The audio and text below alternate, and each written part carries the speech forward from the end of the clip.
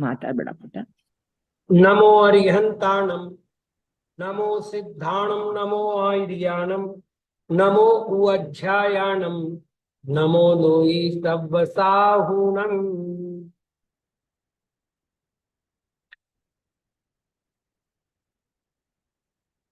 सामान्य रूप से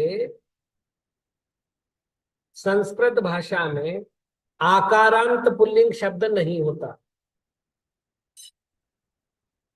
यदि किसी व्यक्ति विशेष का देखो, आप नाम देखो, तो आकारांत नाम नहीं मिलेगा। लेकिन जब समास बना करके कोई शब्द बनाते हैं तो बनता है। एक हाहा जाति का व्यंतर देव है और इसके जैसे रूप दूसरे के बनते ही नहीं। तो आज अपन आकारांत शब्दों के, मैं वापिस कह रहा हूं कि प्राय आकारांत शब्द बनते नहीं है संज्ञाओं में, लेकिन समास मिला करके बनाए जाते हैं। जैसे विश्वम पाती थी, विश्वपा, इस प्रकार से, या विश्वम पिबती थी, विश्वपा, इस प्रकार के विश्वपा, सोमपा इत्यादि शब्द बनते हैं, लेकिन वो सामासिक शब्द है, मूल संज्ञा शब्द नहीं है। तो यहाँ पर हाहा व्यंतर जाति का एक देव है और इसके समान कोई और रूप चलते नहीं है, मतलब ये इकलौता है। याद करो तो ठीक, नहीं करो तो भी कोई अंतर नहीं पड़ता, सामान्य शब्द है। हा हा, हा हौ, हा हा प्रथमा, हा हम, हा हौ, हा हान द्वितीय, हा हा, हा हाभ्याम, हा हाभि तृतीय, हा है, हा हाभ्याम, हा हाभ्यः चतुर्थी, हा हा, हा हाभ्याम, हा हाभ्यः पंचमी, हा हा, हा हौ, हा हाम षष्ठी, हा हे, हा हौ, हा सु सप्तमी, हे हा हा, हे हा हौ, हे हा हा संबोधन।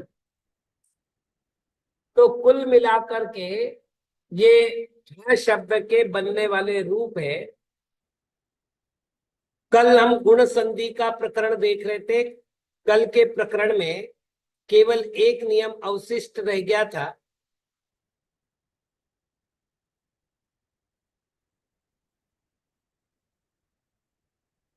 तो नियम क्या है? तो प्र वत्स, वत्सतर, कंबल, वसन, ऋण और दश, ये शब्द यदि पूर्व पद में हो और उत्तर पद में ऋण शब्द, मतलब पूर्व पद भी निश्चित है और उत्तर पद भी निश्चित है, बस पूर्व पदों की संख्या 7 है और उत्तर पदों की संख्या 1 है, मतलब केवल 7 ही शब्द बनेंगे। ठीक है ना? ये कह रहे प्र वत्स, वत्सतर, कंबल, वसन, ऋण और दश ये शब्द पूर्व पद में हो और ऋण ये शब्द पर पद में हो तो अ और री मिल करके आर होगा।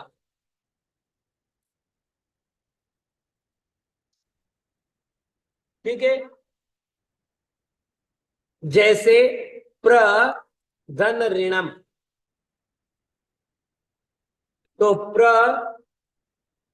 धन अ धन ऋणम।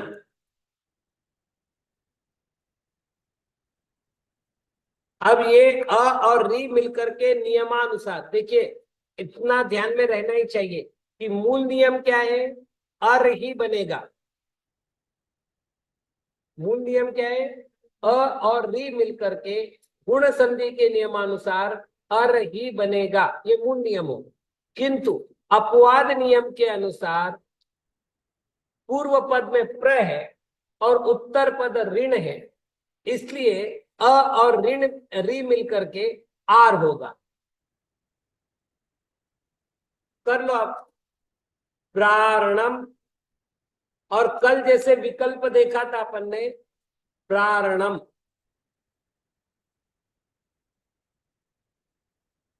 ठीक, ऐसे ही कंबलारणम,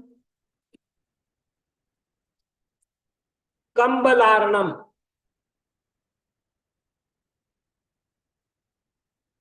प्रत्येक मतलब ये सातों शब्द ऐसे ही बनेंगे, दो दो रूप बनेंगे। वैकल्पिक रूप से लेखक कौन से रूप का प्रयोग करना है उसमें स्वतंत्र है, हमको किसी भी एक रूप का प्रयोग निरंतर रूप से करना चाहिए। तो ये गुण संधि के नियम पूर्ण हुए। अब अपन चर्चा करते हैं वृद्धि संधि की।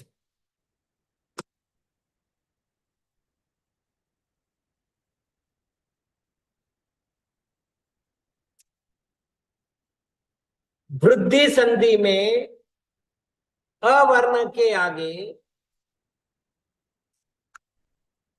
एकार हो अथवा ऐकार हो तो दोनों के स्थान पर ऐकार होता है, ठीक। जैसे तव एव,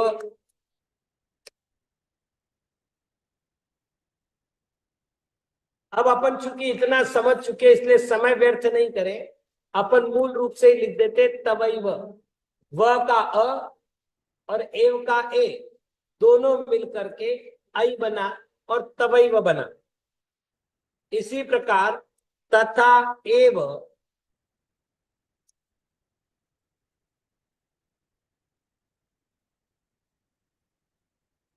हो जाएगा तथैव, मतलब अ हो आ हो कोई बाधा नहीं आती। ऐसे जिन ऐश्वर्यम तो भी बनेगा जिनैश्वर्यम।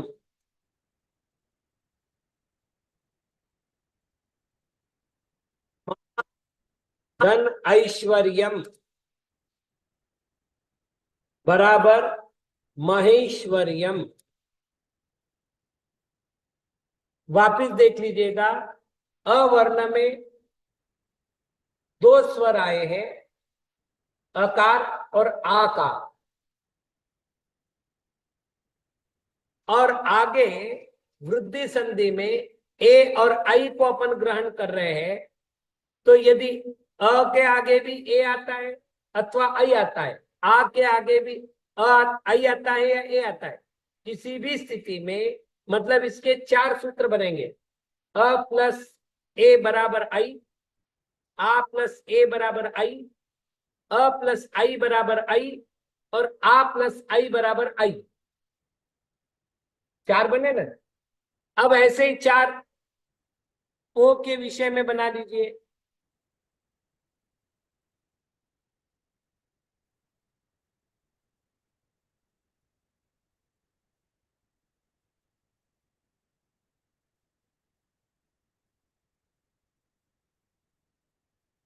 अवर्ण के आगे ओकार अथवा औकार आता है तो दोनों के स्थान पर औकार होता है, ठीक है। तो उदाहरण देख लेते, अ प्लस ओ बराबर औ, इसका उदाहरण है तंडुल प्लस ओदनम।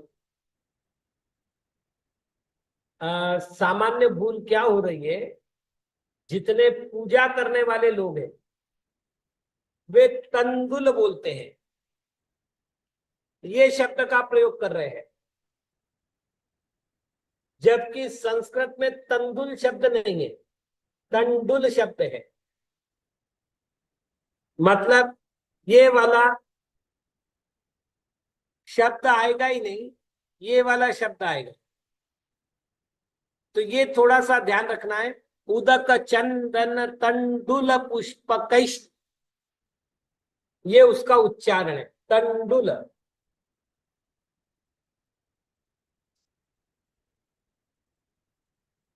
हाँ पारस भैया।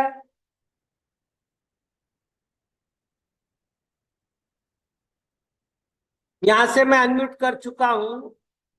अच्छा, उधर से अनम्यूट करना पड़ेगा।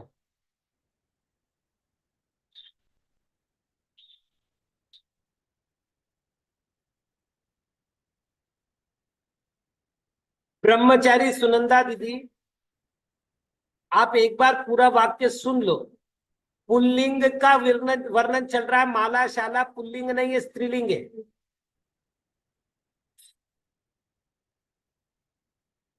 तेजस्विनी दीदी, पारस भैया हाथ ऊंचा कर रहे हैं। पारस ही लिखा हुआ है।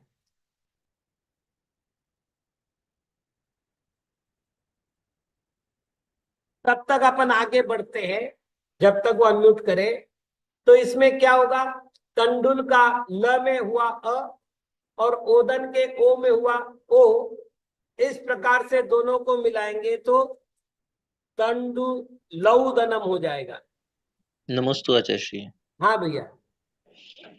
एक चीज सामान्य से ये पूछनी थी, जैसे अपन कुछ शब्दों को जोड़ के बोलते हैं, जैसे अपन बोलते हैं ना, भव प्रत्यय और बधिर देवनार का नाम, जैसे प्रा है, प्रा को 2 बार उच्चारण करके बोलते हैं, क्योंकि हम 2 दिन से क्लास में नहीं पूछ पा रहे थे, आ, रेगुलर नहीं हो पा रहा था, इस वजह से हमें इसमें पूछना पड़ा। तो अपन जैसे, हाँ यही हुआ, जैसे भव प्रत्यय और बधिर, तो इसमें अपन जो पा का 2 जगह उच्चारण द्वित उच्चारण करते हैं, तो इसका कैसा, क्या? जी भैया, ये मैं उच्चारण बता चुका हूं, यहां फिर बता देता हूं। पहले तो अपन प्र का विभाजन कर लेंगे। तो प है, र है और अ है। इन तीन से बना है प्र। चूंकि प्र जोड़ अक्षर है, तो जब जोड़ अक्षर होगा तो स्वराघात पूर्व वर्ण पर आएगा। इसलिए व के साथ प को बोला जाएगा भव प्रत्ययो बधिर। लेकिन आचार्य भगवान, बहुत से लोग इसको बोलते भी नहीं है, वो बोलते हैं हाँ, ये चीज। नहीं बोलते हैं, तो फिर उसका उत्तर ये होगा कि वो उस पर स्वराघात नहीं करते। अच्छा, भव मतलब को अलग कर दिया और प्रत्यय को अलग कर दिया। भव कंपनी। प्रत्ययो बधिर। जब हम हिंदी छंद बनाते हैं तो हम्म। इस तरह के कई सारे प्रकरण देखने में आते हैं कि कुछ जगह पर उन्हीं को दीर्घ रूप में और कुछ जगह उन्हीं को ह्रस्व रूप में लिया गया है। ठीक है आचार्य भगवान। चलिए, इसी प्रकार आ धन ओ बराबर औ, इसके लिए उदाहरण है महाधन ओगह।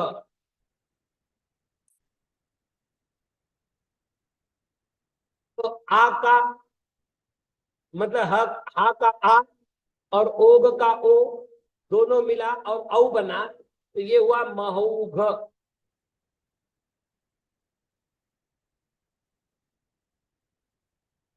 इसी प्रकार अ और औ मिलकर के भी औ बनता है। जैसे राम औत्सुक्यम। राम का अ मतलब मकार का अ और औत्सुक्य का औ दोनों मिलकर के औ बना, तो रामोत्सुक्यम।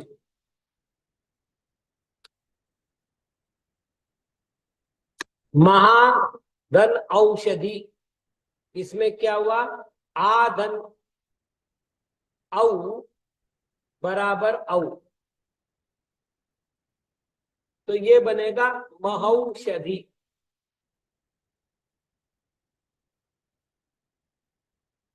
तो ये सारे अपने नियम हुए। जहां हमने अ में ओ मिलाया तो भी औ बना, या आ में ओ मिलाया तो भी औ बना। ऐसे ही अवर्ण के साथ औ के विषय में भी नियम जान लेने चाहिए।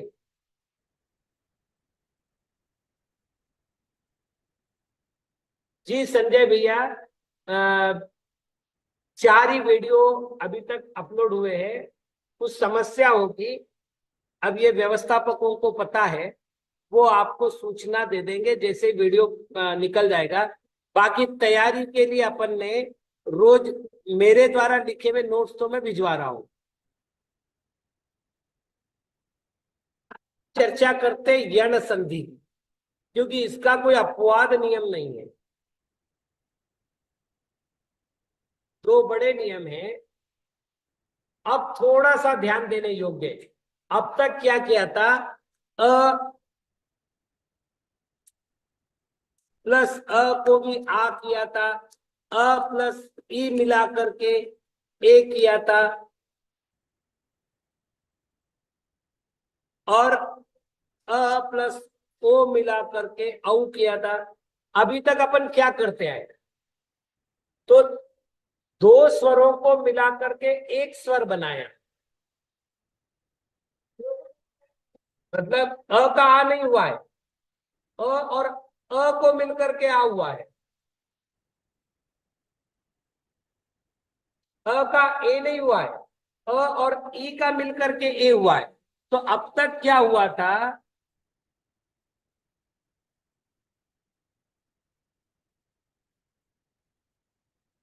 कि हमने दो वर्णों को मिला करके एक किया था। लेकिन अब जो दो संधियां आ रही है, इन दो संधि की विशेषता ये है कि वो पर वर्ण को कुछ भी नहीं करेगा। जैसे अवर्ण, ए ई वर्ण के आगे विजातीय स्वर आने पर ई बराबर य। कई बार प्रश्न किया जाता है, ई का यही क्यों होगा। तो अपन दो बातें सीखे, एक भाषा विज्ञान से और एक उच्चारण स्थानों की अपेक्षा। अपन ने पढ़ा था ईचू यशा नाम तालु, तो उच्चारण ई का और य का समान है, ठीक है, का यही होगा, ई का वह नहीं होगा। जो होगा उच्चारण स्थान का समान होने से। अब दूसरा कारण है, अपन एक काम करो, आप बिल्कुल स्वर सौकर्य देखें, मतलब मैं बोलूं और आपको सुनाई दे, तो आप एक प्रयोग करिए, स्वयं कर लीजिए। क्या करना है, एक शब्द बोलना है आपको इति, और दूसरा शब्द बोलना है आदि, और जल्दी जल्दी बोलना है। तो आपके मुंह से निकलेगा इत्यादि, इत्यादि इत्यादि इत्यादि, फास्ट बोलते चलो, तो आपके मुंह से निकलेगा इत्यादि। तो संधि के जो नियम है वो इन बातों को भी ध्यान रख करके दिए गए हैं कि आपको उच्चारण करने में सुविधा हो। तो समान वर्ण है मतलब सजाती वर्ण है, इसलिए भी उच्चारण में सुविधा इसलिए भी। तो ई वर्ण के आगे विजातीय स्वर आने पर ई का यह, अच्छा यह भी हलंत होगा, मतलब व्यंजन रूप में ही होगा, स्वर नहीं होगा, ठीक है ना, व्यंजन ही होगा। जैसे अभी मैंने कहा था इति आदि, अब आपको क्या करना है, इत धन ई धन आदि, आदि के विषय में कुछ भी नहीं सोचना है, आदि के विषय में कुछ नहीं सोचना है। केवल हमने आदि को यहाँ क्यों दिया, तो आगे विजातीय स्वर चाहिए। हाँ, अब आप बताइए, अ आ ये सजाती हो गए। अब अ आ के विजातीय कौन हो गए, ई ई उ ऊ री री री री ए आई ओ औ। वैसे ई का विजातीय कौन हो गया, ई को छोड़ करके बाकी सब, जो भी हुआ वो बाकी सब। तो इति आदि, जय क्या करेंगे अपन, ई के स्थान पर यह बना दिया। अपन इस पॉइंट को जो की जो रखे पहले उदाहरण के लिए, ई के स्थान पर यह बना दिया। अब आप संधि कर लो, त आधा है, यह आधा है, अपूर्ण है, इसलिए ये त आधा लिखा, यह आधा लिख करके आ मिला दिया और ती लिख दिया, इत्यादि शब्द बना। ठीक, अब इसमें यह आवश्यक नहीं है कि ह्रस्व हो कि दीर्घ हो, कुछ भी हो यही होगा। जैसे एक उदाहरण और लेते हैं अपन, सुधी धन उपास्य।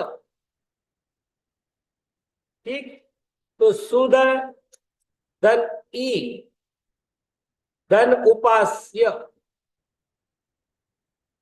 इसको जो की त्यों रखकर अपन चर्चा करते हैं। तो ई के स्थान पर क्या बना, य। अब मिला लो, सु में तो कोई परिवर्तन होना नहीं था, ध आधा है, य आधा है और उ पूरा है, इसलिए ध आधा लिखा, यह पूरा लिख करके उ लगा। ठीक, शुद्ध्युपास्य।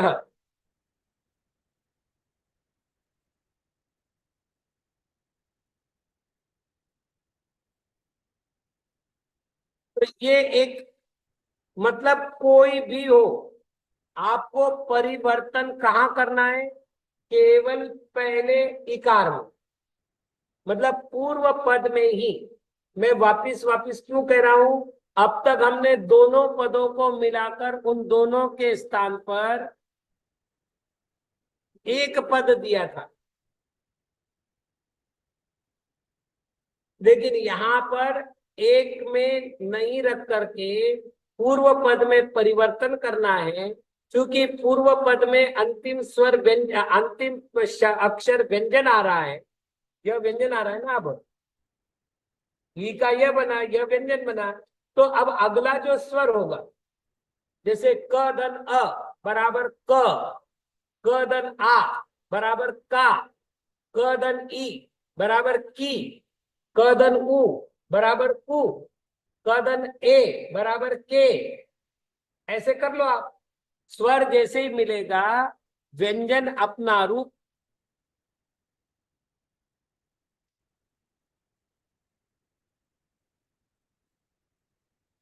यहां पर पुनः पुनः प्रश्न आ रहे शब्दों के अर्थ के, मैं बता तो देता हूं। सुधी यानी बुद्धिमान, उपास्य यानी उपासना करने योग्य, बुद्धिमानों के द्वारा उपासना करने योग्य भी हो सकता है, या ऐसा बुद्धिमान जो उपासना करने के योग्य हो, ऐसा भी अर्थ हो सकता है। प्रश्न अभी अर्थों की ओर हम नहीं जा रहे हैं, हम केवल संधि कैसे बन रही है वो देख रहे हैं। ये हो गया, ई वर्ण के आगे विजातीय स्वर आने पर ई का य बनता है। इसी प्रकार अगला नियम, वर्ण के आगे विजातीय स्वर आने पर उ का व होता है। याद रखिएगा, जो आदेश हो रहा है वो व्यंजनांत हो रहा है, स्वरांत नहीं।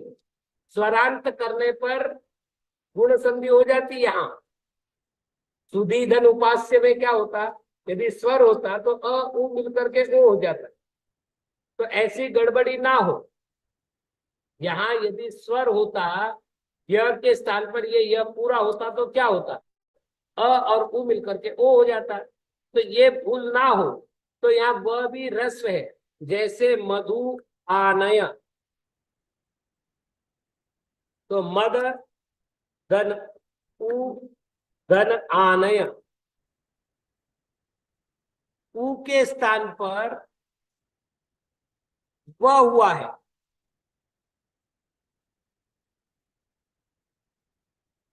इसलिए अब ये बना मध्वानय।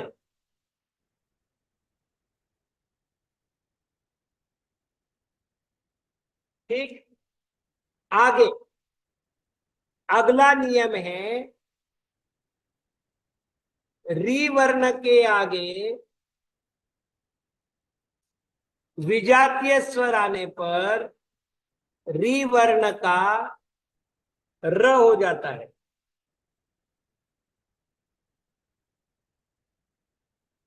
जैसे पितृ धन अर्थ,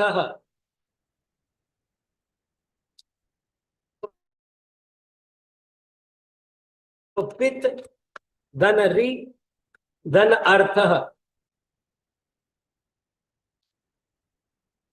री के स्थान पर हमने किया र।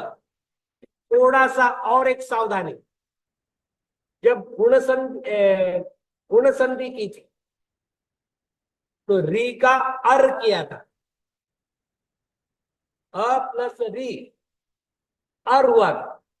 लेकिन यहां वहां अ पहले था, मतलब अवर्ण, अ ना अ या हो या आ हो, अवर्ण पहले था, मतलब पूर्व पद में अवर्ण था। यहां पूर्व पद में ही रिकार है, तो रिकार के स्थान पर केवल र हो। कारण भी यही, रीति रसानाम दंता, है ना। अब इसका कर लो, एक नियम है, मैं यहां दिखा देता हूं। तर योगे त्रह, योग है ना मिलने पर, सप्तमी हो गई ना, योगे मिलने पर, किनके मिलने पर, त और र, इन दो वर्णों के मिलने पर त्र बनता है।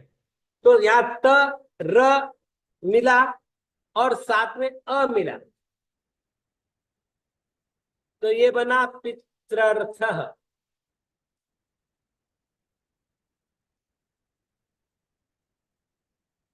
ठीक, इसी प्रकार री वर्ण के आगे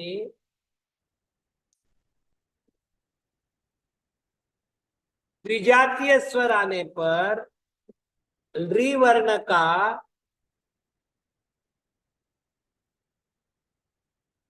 ल हो जाता है। वहां क्या हुआ था, अल, गुण संधि में क्या हुआ था, अल, और यहां क्या होगा, ल। जी, चलिए उदाहरण के लिए री अनुबंध,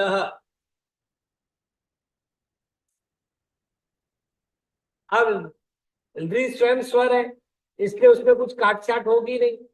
जैसे पित्री में त था री था, इसमें कोई अंतर नहीं आएगा, है ना। तो वो जो की त्यों रह गया, इधर अ है तो री के स्थान पर ल हो गया और अनुबंध हो गया, तो ये हो गया लनुबंध।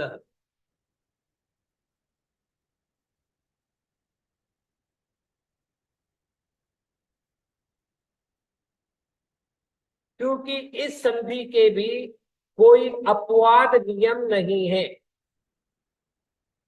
इसलिए ये संधि भी पूर्ण हुई। आगे है अयादि संधि।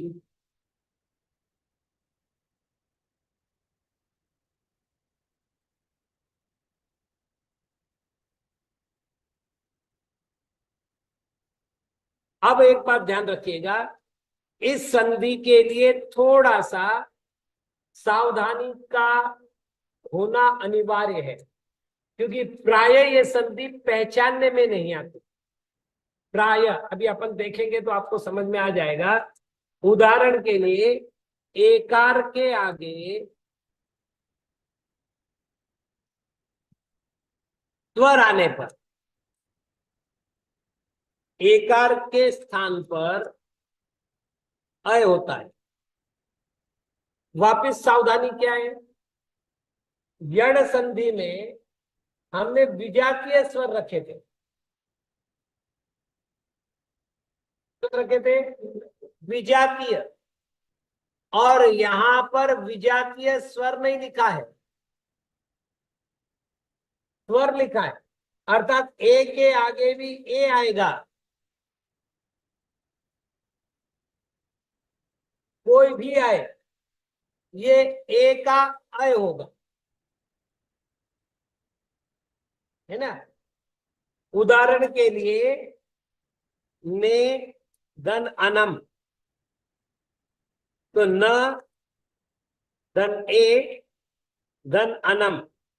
अब ए के आगे विजातीय स्वर अ है, बाद वाले को कुछ भी नहीं करना है, पूर्व वाले को करना है।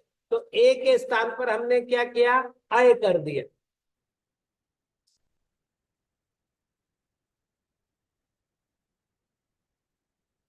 अब इन सबको मिला दो, न, न में अ मिला तो न पूरा हो गया, य में अ मिला तो य पूरा हो गया, और बाकी तो जो की तो रखना ही है। नयनम। अब अपन देखो नयन शब्द का प्रयोग करते हैं, लेकिन ये पता नहीं है कि अयादि संधि है। जब अपन धातु पाठ देखेंगे और धातुओं के आधार पर शब्दों के अर्थ करने का प्रयत्न करेंगे, तब ये समझ में आए। ऐसे ही ऐकार के आगे विजातीय मतलब स्वर आने पर ऐकार के स्थान पर आय होता है। जैसे नई धन इका, तो न धन आई धन इका। ठीक। अब हमने क्या किया, आई के स्थान पर आय किया, तो ये बनेगा न में आ मिला ना, य में एक छोटी ई मतलब रस्व ई मिली ई का, नायिका।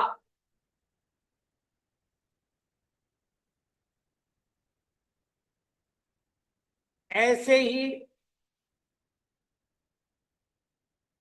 ऐकार ओकार के आगे स्वर आने पर ओकार के स्थान पर अ होता है।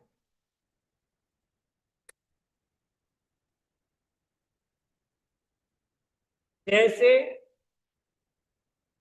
पो अनम, तो प धन ओ धन अनम, ओ का हमने कर दिया औ, और ये नम, तो पवनम अनम अनम।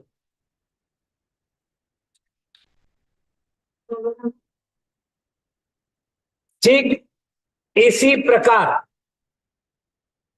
अंतिम नियम आज का, औकार के आगे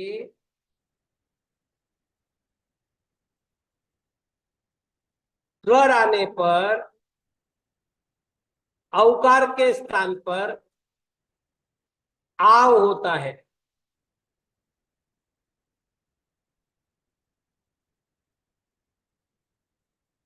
जैसे पौ धन अकह, प धन औ धन अकह,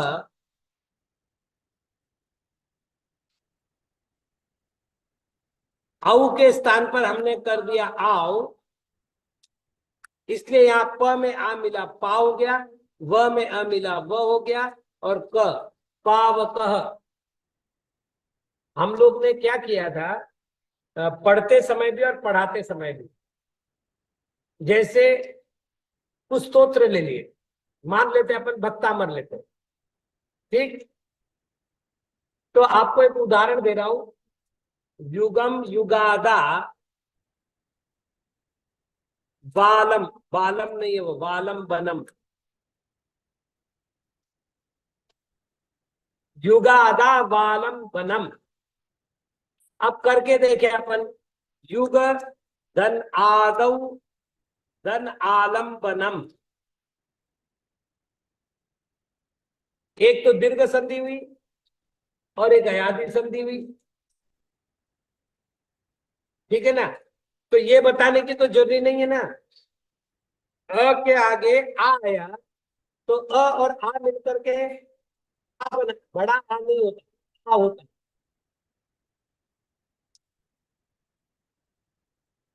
तो ये युगादव आलम बचा।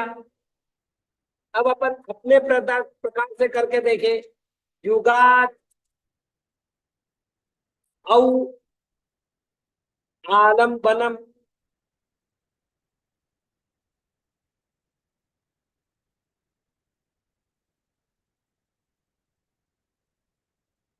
औ के स्थान पर क्या करेंगे, आओ। अब कर लो आप, युगा जो की त्यों रह गया, द में आ मिला दा हो गया, व में आ मिला वा हो गया, और लंबनम जो की तो लिख लो, युगादा बालम बनम। अब सोचो आप बालम बनम बोल रहे, क्या हुआ? गलत हो गया। ये संधि का ज्ञान का फल, हमको बताना नहीं पड़ेगा कि आप गलत बोल रहे। तो अपवाद नियम बचे हैं इसके, जो अपन कल की क्लास में करेंगे। आज ये प्रकरण अपना पूरा, कुछ प्रश्न आ रहे हैं।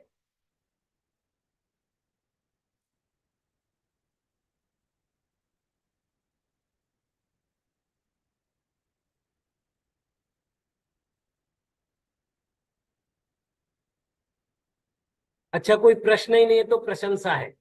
आप लोगों को धन्यवाद। अगर आपको समझ में आ रहा है तो बहुत अच्छी बात है। ओम नमः।